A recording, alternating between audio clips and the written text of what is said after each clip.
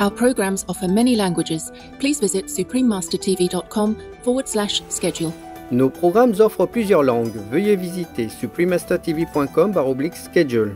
Nuestros programas ofrecen varios idiomas. Visiten suprememastertv.com/schedule. 番組は多言語放送です。放送予定は suprememastertv.com/schedule。 Who were the Celtic people, and what artworks have they left behind? Understanding Celtic art, past and present, Part 1 of 2. Continue watching to find out more. Vegan. No weapons, no battle, but winning hearts.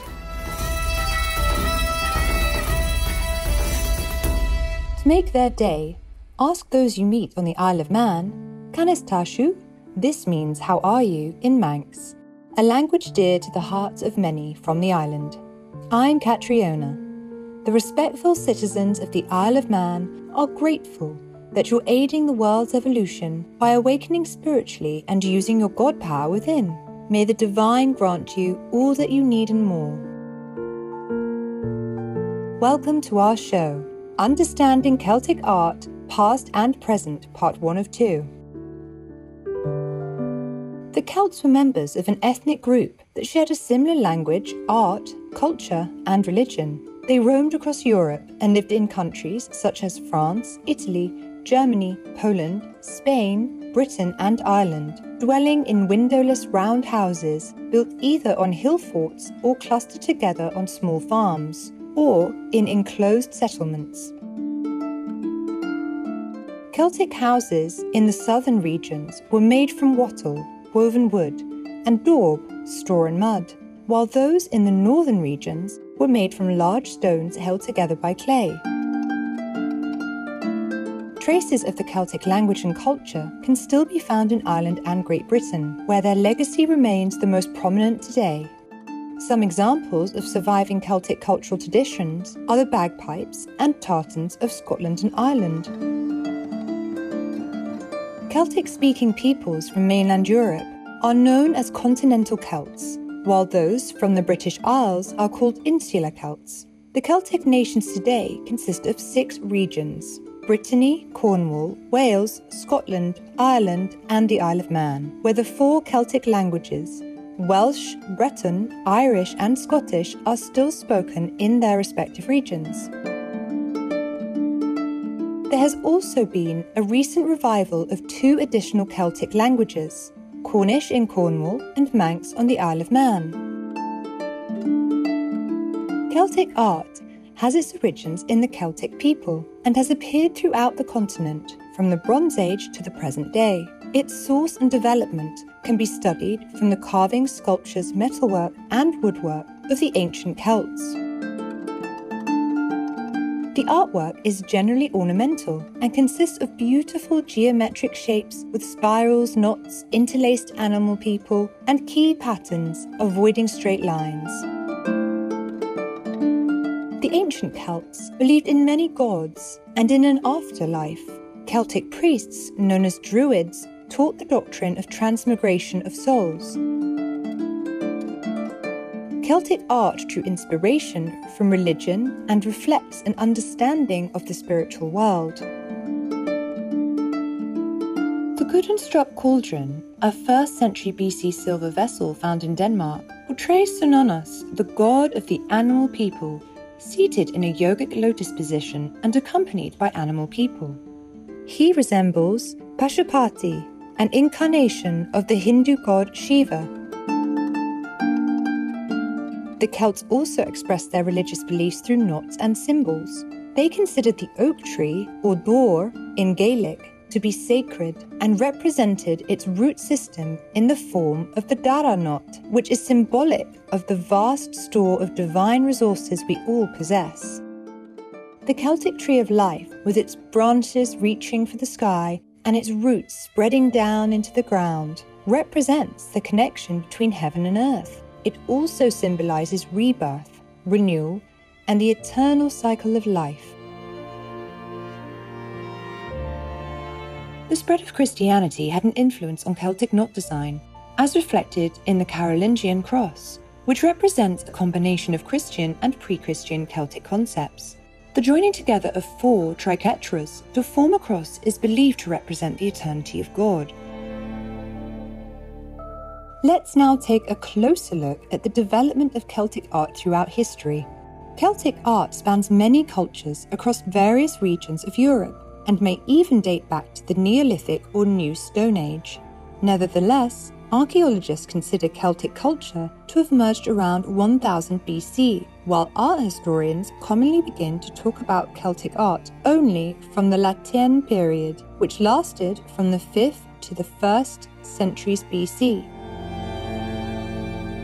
The history of Celtic art styles and influences can be divided into the Hallstatt period, the Latin period, the medieval period, and the Celtic revival movement. The Hallstatt period, named after a town in Upper Austria in which many Hallstatt artifacts have been found, spans from around 800 to 450 BC, during the early Iron Age in Europe. It is famous for its Celtic metalwork using iron and bronze, with Russian influences. Common artwork from this period included functional and ornamental items, such as beads, jewellery, statues and tableware decorated with geometric and linear designs. Pottery was plain and darkly coloured, usually in brown and black. Images were normally arranged in pairs to create a rigid symmetry. My best year of track competition was the first year I ate a vegan diet. Carl Lewis, vegan. Gracious viewers, we'll now pause to hear a brief message and return shortly. Please stay tuned to Supreme Master Television.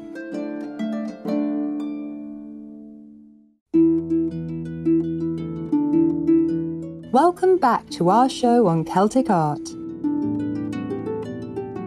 The Latin period, which lasted from 450 BC to the 1st BC, is named after an archaeological site in Switzerland where many important artifacts were found. It dates to the second part of the European Iron Age and highlights a peak in Celtic design and creativity. Compared with the earlier Hallstatt era, the Latin period was one of greater affluence and deeper knowledge of materials and technology used in metalwork, goldsmithery, jewellery and other decorative crafts, and it was also a period of wider cultural interchange. Among the different classification systems for Latin art, the most commonly used was developed by historian Paul Jacobsfall in his book Early Celtic Art, where he classifies the tradition into 4 cultural periods: the early style, the Waldalgesheim style, the plastic style, and the sword style. The early style, circa 450 to 350 BC, is exemplified by impressive gold torques and bracelets from Rodenbach and Rheinum in Germany, as well as decorative bronze flagons such as the Basse-Jutz flagons from France. Most of the artifacts had curvilinear motifs of acanthus leaves, lotus buds, and palmlets.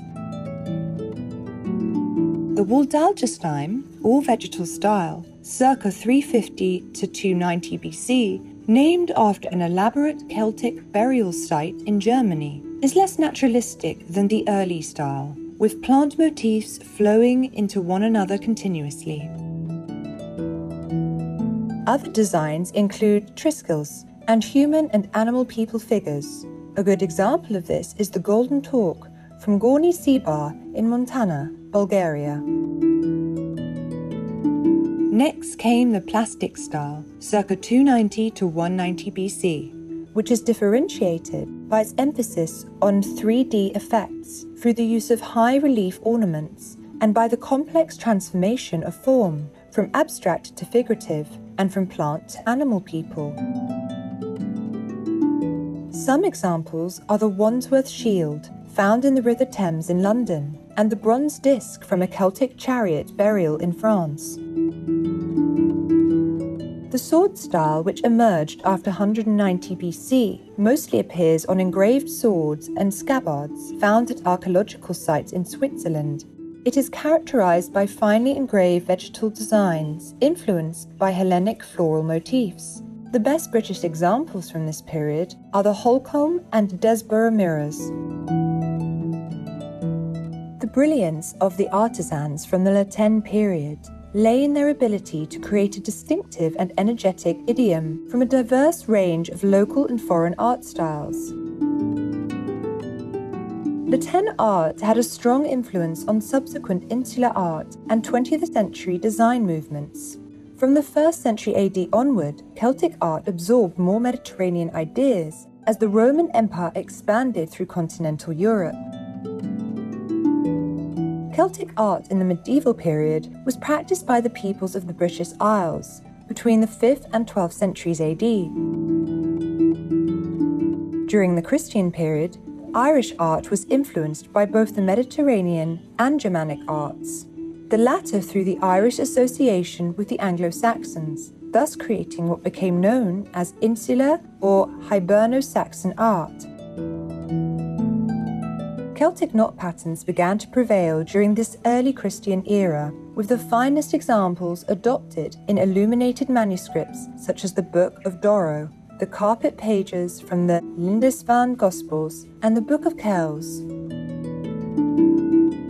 The patterns were used to decorate initials to represent the hair of the apostles and to create ornaments. The interlaced borders and illuminated letters demonstrated a high level of craftsmanship and also carried a theological message that heaven, earth, and all of creation are interconnected and united. Celtic knotwork can also be seen on high crosses built across Ireland between 750 and 1150 AD. These crosses usually feature a halo or ring around the images of Lord Jesus Christ. Celtic high crosses can also be found in France and Great Britain, in regions where Irish missionaries settled during the Middle Ages. Two types of decorative art were generally used: figurative and abstract geometric. Images related to biblical scenes or the crucifixion of Lord Jesus Christ were used in figurative art, whereas basic Celtic designs such as spirals, key patterns, zoomorphs, and knotwork were used in abstract geometric art. Some examples can be found on the St. Patrick's and Killamary crosses in Ireland and the Pictish Aberlemno cross slab in Scotland.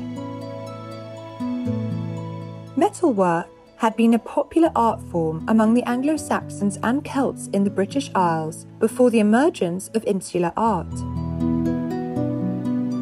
These two artistic traditions merged during the 9th century, where a remarkably elaborate style of metalwork was developed that used new techniques such as filigree and chip carving. The brooches from this period are of exceptionally high quality and are extremely durable. Masterpieces of this style include the Tara brooch, the Ardag chalice, and the Derry Naflan chalice. No to vegan. Only wise people choose it. Elegant viewers, thank you for your company today during Understanding Celtic Art, Past and Present, Part 1 of 2. Please return next Tuesday, January 18th, for Part 2. Up next is Rebellious Foods, From Aerospace to Plant-Based, with Christy Lagerley, Vegan, Part 1 of 2, right after Noteworthy News. Through the grace of Providence, may our understanding of ourselves continue to develop as we return to our true God nature.